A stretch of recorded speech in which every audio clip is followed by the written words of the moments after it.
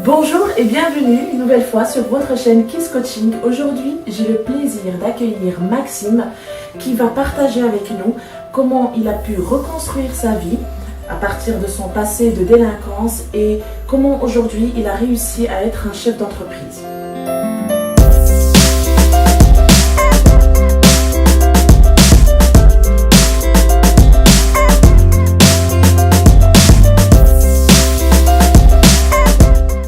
Je vous avais promis de recueillir des témoignages, de recevoir des personnes qui vont vous prouver qu'il est possible de reconstruire sa vie, il est possible de changer sa vie, il est possible d'atteindre ses objectifs, il est possible de réaliser ses rêves, peu importe la situation dans laquelle vous êtes.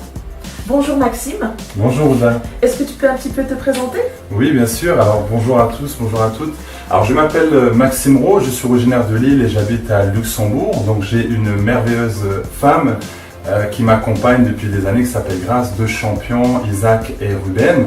Et donc j'ai créé ma société qui s'appelle Relax Max, ça fait depuis 2005. Nous proposons des massages en entreprise à domicile. Et également, depuis un an, je propose des conférences, donc du coaching motivateur. Je suis conférencier et j'aime vraiment ça. Est-ce que tu peux nous expliquer un petit peu ce que tu étais avant? Donc, j'entends souvent dans tes conférences que tu parles d'un passé de délinquance et comment aujourd'hui tu as pu créer ton entreprise et changer. Est-ce que tu peux nous expliquer d'abord ce que tu étais avant? Qu'est-ce qui n'allait pas? Ok, alors, j'avais beaucoup de souffrance en moi, j'avais beaucoup de colère en moi. Dû à des choses que j'ai vécues. Mes parents ont divorcé, ma mère avait des souffrances, était dépressive, mon père buvait beaucoup d'alcool, donc j'étais dans un climat vraiment qui était malsain, malgré qu'on partait en vacances, malgré qu'on ne manquait de rien, mais j'avais un vide dans mon cœur. Et lorsque je suis arrivé dans un collège où le taux de délinquance était très élevé, on m'a mis à l'épreuve, on m'a dit écoute, on va te souhaiter la bienvenue. Alors moi je pensais qu'ils allaient m'amener un gâteau, je pensais que voilà, on allait m'amener peut-être des fleurs. Ils m'ont dit on va tous te donner un coup de poing dans le ventre. Donc 400 élèves qui vont vous donner un coup de poing dans le ventre. J'ai dit wow. Alors j'avais le choix. Soit je me laissais faire, donc je devenais victime et j'étais déjà victime, ou soit j'allais de leur côté. C'est-à-dire que j'allais commencer à montrer que je suis quelqu'un. Ouais. Et donc ce qui s'est passé, c'est que j'ai commencé à me droguer, j'ai commencé à faire des bêtises, j'ai commencé à me faire voir à l'école, à taper les gens, à racketter les gens. J'allais dans la rue lorsque je voyais une personne, si elle me regardait mal, ou même juste le regard, ouais. je la tapais parce que j'avais l'impression que les gens m'agressaient, que la société m'agressait. On me rabaissait à l'école, j'avais l'impression qu'on me rabaissait à la maison. Et donc c'était vraiment... C'est difficile, je jetais des poubelles sur l'autoroute pour créer des accidents, je voulais faire dérailler des trains, etc. Enfin voilà, il y avait une violence en moi.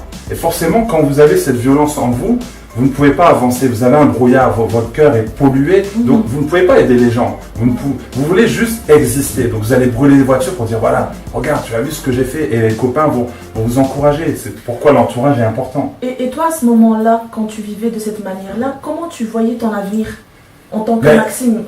Quel avenir t'attendait à ce moment-là? Alors, honnêtement, j'y pensais même pas. Je ne pensais même pas, est-ce que j'avais des rêves? Je ne me souviens pas. En fait, c'était un brouillard total. Ouais. Je voulais juste vivre et profiter chaque jour et m'amuser, mais je ne pensais pas à l'avenir, je ne pensais pas avoir une femme, des enfants. Non, j'avais pas d'avenir, c'était bloqué. En fait, tout était bloqué. Tu n'avais même pas de rêve? Est-ce que tu avais quand même des rêves en te disant je ne vais pas y arriver, ou est-ce que vraiment tu te privais même de rêver? Alors si, j'avais un rêve, j'écoutais beaucoup de reggae, et j'avais un rêve, c'est de devenir noir. Voilà, c'était mon rêve d'avoir des rastas et de partir en Jamaïque. Voilà, pour fumer de l'herbe, en fait. Non, mais c'est clair, il faut dire les choses. C'était ça. Mon rêve, c'était d'être en Jamaïque. Et je me suis dit, est-ce que le fait d'être en dessous d'un cocotier va m'aider à aller mieux? Est-ce que le fait de fumer va aller mieux? Est-ce que le fait d'être au soleil va aller mieux? C'est ce que je pensais. Donc j'étais dans cette bulle. Le reggae, ça me faisait du bien, la musique. Et bon, voilà, c'était mon seul rêve.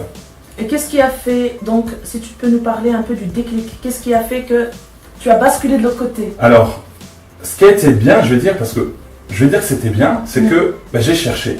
Dans l'alcool, j'ai pas trouvé. J'ai cherché dans la drogue, j'ai pas trouvé. Les boîtes de nuit, j'ai pas trouvé, etc. J'ai même après commencé, quand on a commencé à être dans le massage, dans le yoga, je suis même allé en Afrique chez les sorciers, les marabouts, etc. J'ai cherché le bonheur et je ne l'ai pas trouvé. Et puis un jour, je suis allé dans une église et puis là, j'ai été touché. Voilà, ça a été directement dans mon cœur, j'ai pleuré et ma vie a commencé à changer. Ma façon de voir les choses a commencé à changer. J'ai commencé à comprendre qu'en fait, l'ennemi, ce sont pas les gens, ce sont pas les circonstances, mais en fait, c'est moi qui dois prendre la décision de dire « Ok, maintenant je veux changer. Ok, maintenant je veux voir ma vie autrement. » Et c'est ça où vraiment j'ai alimenté chaque jour ma façon de penser, ma façon de voir les choses et les croyances que j'avais avant, qui étaient que des fausses croyances. Justement, cette phrase, ça c'est un t-shirt de chez Relax Max. Cette phrase, tout est possible à celui qui croit. C'est une phrase que tu répètes beaucoup, que tu dis aux gens. Exactement. Qu'est-ce que ça a véhiculé pour toi? Alors c'est une phrase qui a changé ma vie. Voilà. Tout est possible à celui qui croit. C'est-à-dire que si tu crois, alors c'est possible. Et je me suis dit, mais si je crois que je peux être marié, si je crois que je peux avoir des enfants, si je crois que je peux avoir... Je me dis, mais c'est possible en fait. Et c'est là que je me suis dit, mais je vais essayer de voir les personnes qui ont eu des difficultés dans leur vie et comment ils ont fait aussi. Et j'ai vu que eux aussi, ils ont cru. Ils ont cru en eux. Ils ont cru que c'était possible. Ils ont cru que c'était possible de créer des entreprises malgré qu'ils n'avaient pas de diplôme. Parce qu'à l'école, on te dit, tu n'as pas de diplôme, tu peux rien faire. Tu n'as pas ci, tu peux rien faire. Tu ne peux pas aller là parce que tu n'as pas ça. Mais en fait, j'ai dit non, j'ai envie de ça et j'ai la foi que cela va fonctionner. Et c'est là où tout a changé. Alors c'est un travail au quotidien, c'est du développement personnel. Oui, bien sûr. C'est pas en une fois, mais une fois qu'on a compris, une fois qu'on a enlevé les mauvaises croyances et qu'on sait où est-ce qu'on va aller, là on voit les choses autrement. Justement, tu dis que c'est du développement personnel, donc c'est un travail sur soi. Dans ce cas-là, donc quand tu as décidé d'y croire, d'y arriver, est-ce que ça a été facile? On connaît la réponse, mais oui, c'est sûr que ça n'a pas été facile, mais qu'est-ce que tu as fait à ce moment-là? Comment tu as réagi quand tu as confronté les premières difficultés?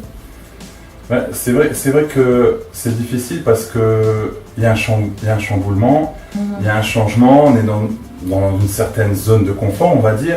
Donc c'est vrai que ça a été difficile parce que je ne comprenais pas. Et donc pour moi c'était clac, un miracle, et ça y est, tout est enlevé. Non, j'ai senti qu'il y avait une grosse part à faire de mon côté. Et au début c'était dur, j'ai pleuré beaucoup. Mais en même temps, le fait de pleurer, je me vidais, je comprenais certaines choses. J'ai compris pourquoi j'étais dans cette souffrance. J'ai compris pourquoi ma mère m'a transmis, on va dire, cette colère, parce qu'elle aussi, elle avait des colères de part de ses parents. Donc, quand on comprend, c'est facile. Comme on dit, mon peuple périt parfois par manque de connaissances. Et parfois, c'est ce qui nous manque. Et souvent, dans la société, on nous fait comprendre que non, ça tu dois pas connaître, ça tu dois pas savoir. On nous dit non, ça t'as pas besoin de savoir, mais si, on doit savoir. C'est pourquoi c'est important de lire beaucoup de livres, de développement personnel, quelque chose de vraiment bien pour vous, qui vous touche. Ne pas lire le livre parce que c'est un tel qui te l'a conseillé, oui, éventuellement, mais dedans tu dois trouver quelque chose qui est personnalisé et te connaître, te valoriser. Enfin, il y a énormément de choses à dire qui me passionnent.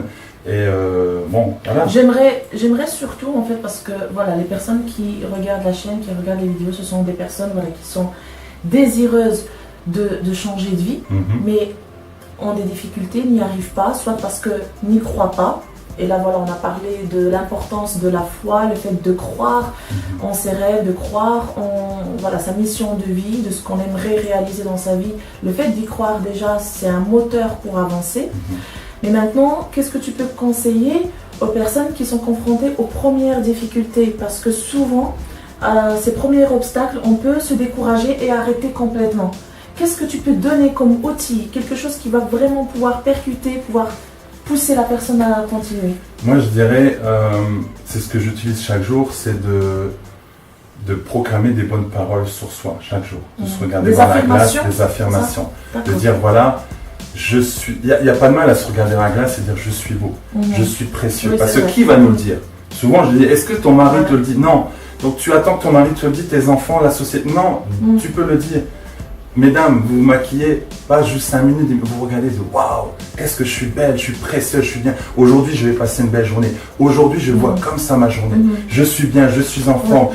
Voilà ce que vous avez envie de voir sur vous. Voilà. Je suis capable. Je suis capable, je vais réussir, je vais créer ma société, je vais aller de l'avant. Voilà, c'est ça. Non pas dire ce qu'on ne veut pas, mais ce qu'on veut voir. Et on va l'attirer, ça va rentrer en nous. Lorsque je dis je vais réussir, aujourd'hui je vais passer une bonne journée.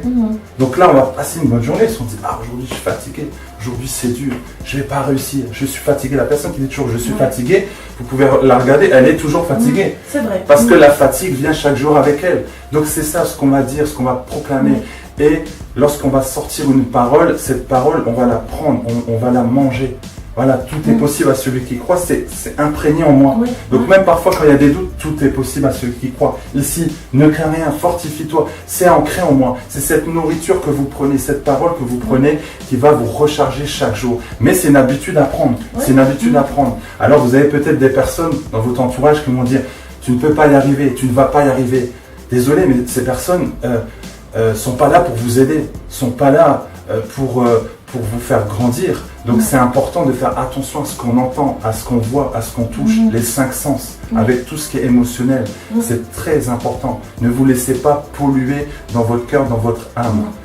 C'est vrai qu'il y a beaucoup de personnes qui me disent mais Ouda, tu crois que juste en se disant des phrases, c'est magique comme ça, je vais changer d'attitude ou de pensée. Mais c'est pas le tout que de se dire ces phrases, il faut aussi y croire et avoir les émotions qui les accompagnent. Quand je pense que je peux y arriver, je me vois déjà y arriver. C'est vraiment une projection aussi.